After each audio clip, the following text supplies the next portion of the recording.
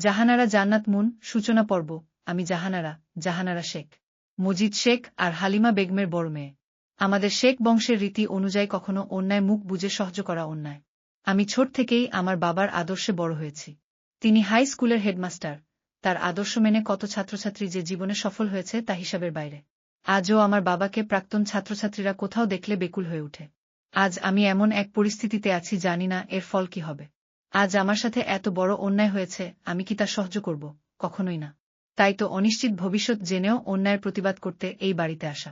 চৌধুরী বাড়ির ড্রয়িং রুমে আমি দাঁড়িয়ে।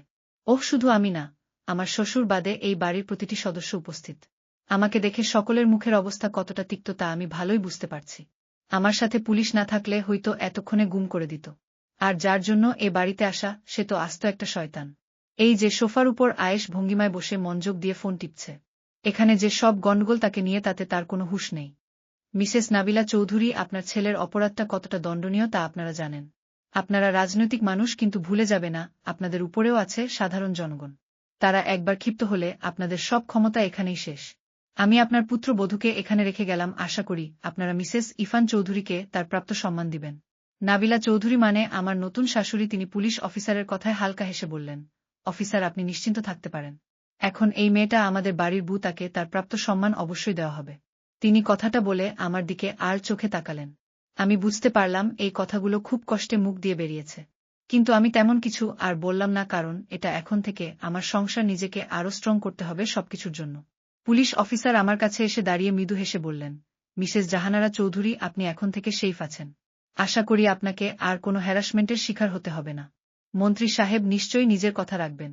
তারপরও যদি আপনাকে অসম্মান করা হয়, তাহলে অবশ্যই আমাদেরকে জানাবেন। আইন সবসময় আপনার মতো ভুক্তভোগীদের সাথে আছে। অবশ্যই অফিসার, আপনারা না থাকলে আমার সাথে হওয়া অন্যায়ের সঠিক বিচার পেতাম না। এখন থেকে আমি সবকিছু সামলে নেওয়ার চেষ্টা করব। এই বাড়িতে অনেকেরই পর্যাপ্ত শিক্ষার অভাব, সেটা দেওয়ারও চেষ্টা করব। তখনও যদি সাইজ না হয়, তাহলে নিশ্চয়ই আপনাদের সাহায্য চাইব। আমি কথা শেষ করে আর চোখে সোফায় তাকালাম। তখনই চোখাচোখি হয় সেই অসভ্য পুরুষের সাথে। তার মানে সে আগে থেকেই আমার দিকে তাকিয়েছিল। তার শান্ত মুখশ্রী দেখে মনে হচ্ছে প্রবল ঝড় ওঠার পূর্বাভাস।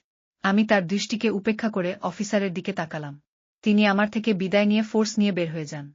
আমার নতুন লড়াইয়ের সূচনা হলো আজ থেকে। আমি হারতে শিখিনি আর হারব না। আমার বিন্দুমাত্র অধিকারও ছাড়ব না। কারণ আমি জাহানারা শেখ। _____। আপনাদের ভালো লাগলে কন্টিনিউ করব গল্পটা।